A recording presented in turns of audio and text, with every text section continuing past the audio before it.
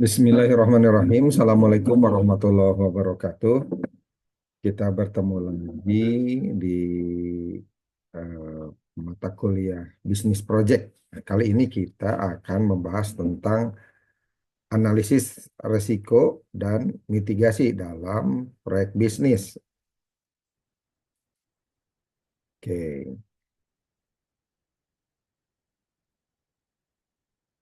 dalam pertemuan kali ini kita akan belajar tentang analisis risiko dan mitigasi yang di dalamnya tentu kita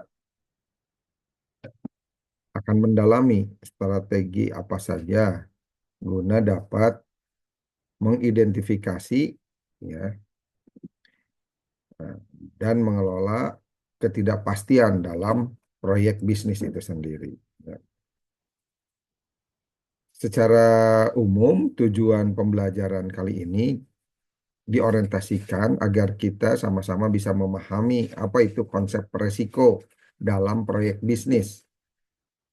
Selain itu juga mampu mengidentifikasi jenis-jenis resiko proyek dan menerapkan teknik analisis resiko kualitatif dan kuantitatif dengan merancang strategi mitigasi yang efektif. Oke ya. Selanjutnya kita lihat apa saja pengertian risiko proyek menurut para ahli. Menurut PMI atau Project Management Institute dalam Project Management Body of Knowledge disebutkan bahwa resiko itu merupakan satu peristiwa atau kondisi yang tidak pasti yang jika terjadi dapat berdampak positif atau juga negatif pada satu atau lebih dari tujuan proyek. Sementara Chapman dan Ward menyebutkan bahwa risiko adalah ketidakpastian yang dapat mempengaruhi pencapaian tujuan proyek, baik dalam hal ruang lingkup kerjaannya, waktunya, biayanya, ataupun kualitasnya. Sementara Kesner menyebutkan risiko proyek merupakan segala kemungkinan yang terjadi ya, atau peristiwa yang terjadi yang dapat menghambat keberhasilan proyek, baik dalam hal jadwal, penganggaran, maupun performa teknis. Selain itu, Smith dan Merit menyebutkan bahwa risiko proyek merupakan ketidakpastian yang dapat menyebabkan hasil proyek menyimpang dari yang direncanakan, baik dalam hal biaya, waktu, maupun kualitas. Yang terakhir, ISO 31000 mengenai manajemen risiko menyebutkan bahwa risiko proyek adalah dampak dari ketidakpastian pada tujuan. Dalam konteks proyek, risiko mengacu pada ketidakpastian yang tentunya dapat mempengaruhi pencapaian sasaran proyek. Ya. Sekali lagi disimpulkan bahwa risiko merupakan ketidakpastian ya, yang dapat berdampak negatif maupun positif pada tujuan proyek. Negatifnya berupa keterlambatan pasokan bahan baku yang tentunya ini juga beresiko pada proyek. Yang positif, permintaan pasar yang lebih tinggi dari perkiraan. Walaupun permintaan itu positif, tapi juga ini merupakan resiko proyek yang harus dimitigasi, harus disiapkan penyelesaiannya. Secara umum jenis-jenis resiko ini ada beberapa pendapat ya dalam proyek. Ada 4 ataupun 5. Misalkan ada resiko operasional berupa gagalnya produksi atau kesalahan logistik. Risiko finansial, adanya fluktuasi harga atau likuiditas ya, kesiapan keuangan ya. Yang yang selanjutnya risiko pasar berupa perubahan tren konsumen, kompetisi antar pemasok ya, antar industri dan juga risiko eksternal berupa bencana alam atau regulasi baru ya. Nah, Ada juga yang memisahkan jenis resiko, resiko regulasi, resiko aturan, di mana bisa saja pergantian apa namanya kepemerintahan, pergantian regulator ya yang mengatur perubahan kebijakannya akan menyebabkan resiko proyek bisnis yang bisa secara positif maupun negatif berdampak. Teknik identifikasi resiko bisa melalui brainstorming, di mana kita menggali dari apa yang telah dijalani oleh tim, baik dalam konteks pengalaman, kegagalan, kesuksesan, maupun diorientasikan kepada tukar-menukar pemahaman atas penyelesaian proyek. Yang kedua dengan SWOT analisis, di mana hal utamanya mengetahui kelemahan dan ancaman, ya. Di samping juga secara eh, analisis bisa menampilkan apa sisi kekuatan dan peluang yang ada. Teknik lainnya dengan review dokumen proyek sejenis di masa lalu. Apa yang menjadi hambatan, apa yang menjadi kunci kesuksesan, apa yang menjadi langkah-langkah yang merupakan rantai proses penyelesaian sebuah proyek. Atau juga bisa melalui teknik yang didapatkan arahannya dari expert judgment, pendapat para ahli. Nah, salah satunya untuk metrik prioritas resiko adalah dengan mengenal proyek ini berisiko tinggi atau berisiko rendah. Jika ada permasalahan secara probabilities berdampak tinggi ataupun kemungkinannya akan menyebabkan permasalahan yang besar, maka mitigasinya atau pencegahannya harus cepat. Sementara jika resikonya rendah atau low risk dengan probabilitas yang rendah atau ditambah juga dampak yang rendah bisa dilakukan dengan memonitoring saja atau mengabaikan. Oke, ada 5 langkah strategis ya untuk mitigasi resiko. Yang pertama, identifikasi resiko. Identifikasi resiko ini yang mungkin terjadi dalam proyek bisnis sehingga kita mengetahui titik-titik mana saja yang menjadi harus perhatian, kapan memulai, kapan menghentikan, kapan meneruskan, dan kapan menyelesaikan. Lalu juga dari identifikasi resiko ini kita mampu menganalisis kemungkinan dan dampak resiko itu sendiri. Nah, evaluasi resiko ya. Evaluasi risiko berdasarkan kemungkinan dan dampaknya. Kemungkinan munculnya, kemungkinan meningkatnya permasalahan, dan dampak itu sendiri. Apakah berdampak rendah ataupun berdampak tinggi. Selanjutnya dari evaluasi risiko ini, kita lihat, prioritaskan bagaimana risiko itu berdasarkan stratanya. Ada risiko yang paling tinggi dan yang paling mungkin terjadi. Nah, yang ketiga, langkah ketiga adalah pengembangan strategi mitigasi. Kembangkan strategi mitigasi untuk setiap risiko yang tentunya telah diidentifikasi sebelumnya. Strategi mitigasi dapat berupa penghindar risiko, pengurangan risiko, pemindahan risiko, atau diistilahkan risk transfer, ataupun juga penerimaan risiko, risk acceptance. Nah, implementasi strategi mitigasi itu sendiri ini merupakan langkah keempat, ya, di mana implementasi strategi mitigasi yang telah dikembangkan akan mengupayakan memperkecil dampak yang terjadi sesuai dengan analisis di awal. Pastikan bahwa semua pihak yang terkait memahami dan melaksanakan strategi pencegahan atau mitigasi terhadap resiko yang mungkin muncul. Yang terakhir, pemantauan dan evaluasi hasil.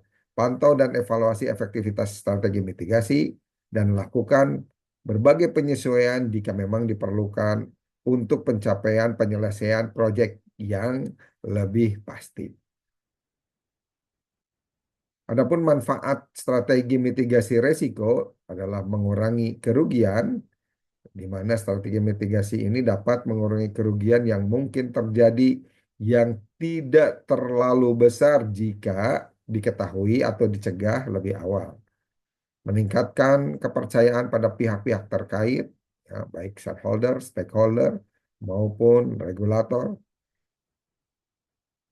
Selanjutnya meningkatkan efisiensi, ya, dalam proyek ini sehingga biaya tidak membengkak, ya, baik itu biaya recovery, biaya penyelesaian masalah, pencegahan masalah ini menjadi faktor utama untuk efisiensi pelaksanaan proyek.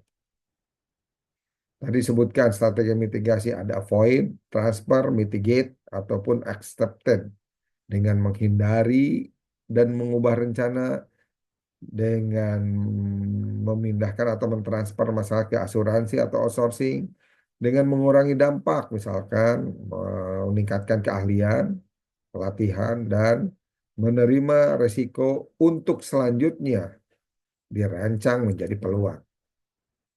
Bagaimana konsep penghindaran risiko? Ya, ya tentunya terhadap resiko-resiko yang tinggi.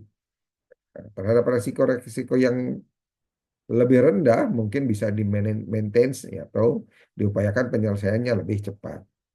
Pengurangan risiko dengan mengurangi kemungkinan atau dampak dari risiko itu terjadi. Dan pemindahan risiko dengan memindahkan risiko kepada pihak lain seperti asuransi. Menerima risiko dengan tentunya ini merupakan kenyataan dalam pelaksanaan proyek. Salah satunya dengan mengembangkan rencana kontingensi. Ya. Kontingensi ini merupakan rencana yang disiapkan untuk menghadapi situasi atau kejadian yang tidak terduga, ya, yang dapat mempengaruhi penyelesaian proyek atau bisnis itu sendiri. Kenapa kontingensi ini menjadi apa namanya solusi, ya, dengan menerima resiko? Karena dengan kontingensi ini bisa mengurangi dampak dari kejadian yang tak terduga. Ya. Rencana ini juga, ya, rencana terhadap pencegahan ini juga guna mempertahankan kelangsungan perusahaan dalam melaksanakan proyek bisnisnya dan mengembalikan normalitas, ya, mengembalikan pekerjaan dalam proyek secepat mungkin tanpa harus menyelesaikan masalah akibat resiko yang telah mencapai tingkat yang lebih tinggi. Bagaimana langkah-langkah membuat apa namanya kontingensi ini? Pertama, mengidentifikasi risiko, ya. Apa saja yang mungkin terjadi, risiko yang mungkin terjadi jika kita menjalankan proyek tertentu dengan rentang waktu tertentu, di tempat tertentu, di situasi tertentu, di waktu tertentu, gitu. Analisis dampaknya dari risiko tersebut dan pengembangan rencana berupa kontingensi jika terjadi risiko. Lalu pengujian pelatihan dan pelatihan. Diuji rencana kontingensi itu apakah efektif menyelesaikan masalah atau risiko yang terjadi ataupun harus direvisi. Apa saja yang menjadi rencana kontingensi? Pertama, pastikan kualifikasi atau dengan mengidentifikasi tim, ya, terhadap rencana kontingensi atau pencegahan itu, ya, atau rencana penyelesaian risiko. Lalu prosedur darurat harus diikuti dalam situasi darurat, komunikasi yang efektif dengan pihak-pihak yang terkait dan pengalihan sumber daya untuk menghadapi situasi darurat. Jadi dengan rencana kontingensi ini dapat mengurangi kerugian, dapat meningkatkan kepercayaan kepada pihak-pihak terkait dan meningkatkan kesiapan jika terjadi masalah darurat. Contoh kasus dalam sebuah proyek konstruksi, ya. Resikonya apa? Misalkan dengan cuaca sekarang hujan yang berkelanjutan ataupun hal-hal lain yang diakibatkan cuaca buruk. Mitigasinya, misalkan dengan membuat jadwal buffer time, ya, waktu tambahan untuk memastikan komitmen yang kita sampaikan kepada pihak kedua atau pihak ketiga bisa tercapai. Atau juga melakukan kontrak dengan pemasok alternatif guna memastikan pasokan yang lebih pasti, eh, sehingga alternatif ini menjadi penutup permasalahan jika terjadi. Kita akan bahas tentang buffer time, ya. Buffer time merupakan waktu tambahan yang disisipkan dalam jadwal proyek untuk mengantisipasi kemungkinan keterlambatan atau gangguan yang tidak terduga. Ini dapat membantu mengurangi risiko keterlambatan dan memastikan bahwa proyek dapat diselesaikan tepat waktu. Tujuannya untuk mengantisipasi keterlambatan yang tidak terduga, mengurangi risiko, dan memastikan bahwa proyek dapat diselesaikan tepat waktu. Selanjutnya meningkatkan fleksibilitas, di mana dengan buffer time ini kita bisa menghadapi perubahan waktu dan gangguan yang tidak terduga. Caranya dalam membuat jadwal buffer time, pertama dengan menambahkan waktu buffer, ya, pada akhir setiap fase ataupun tugas, lalu menambahkan waktu buffer dan digunakan untuk mengantisipasi keterlambatan atau gangguan yang mungkin saja terjadi, baik itu cuaca buruk, keterlambatan pasokan, apa namanya, situasi yang tidak terkendali. Lalu selanjutnya mengatur prioritas, ya, mengatur prioritas tugas dan mengalokasikan sumber daya dan memastikan bahwa proyek dapat diselesaikan tepat waktu. Dengan buffer time yang berkualitas, kita dapat memastikan bahwa tim ini terkurangi stresnya, ya. Ya, tentunya stres karena tekanan yang terkait dengan keterlambatan. Meningkatkan kualitas pekerjaan, baik itu kualitas analisis, kualitas kontrol, maupun kualitas implementasi, ya, dan memberikan waktu yang cukup untuk menyelesaikan tugas. Yang terakhir, meningkatkan kepercayaan kepada pihak-pihak terkait dengan kemampuan untuk menyelesaikan proyek dengan tepat waktu. Kesimpulannya dari pembelajaran kali ini bahwa resiko adalah bagian yang tak terhindarkan dari sebuah bisnis proyek. Di sini manajemen resiko harus proaktif meningkatkan kesuksesan penyelesaian proyek, baik dalam konteks waktu, efisiensi anggaran, efisiensi pelaksanaan, dan hal yang penting adalah penyelesaian yang tepat waktu. Selanjutnya, strategi mitigasi yang efektif dapat membantu memperkecil risiko dalam proyek bisnis dan meningkatkan keberhasilan proyek. Demikian pembelajaran kita kali ini tentang analisis risiko dan mitigasi dalam bisnis proyek. Mudah-mudahan bermanfaat. Terima kasih. Assalamualaikum warahmatullahi wabarakatuh.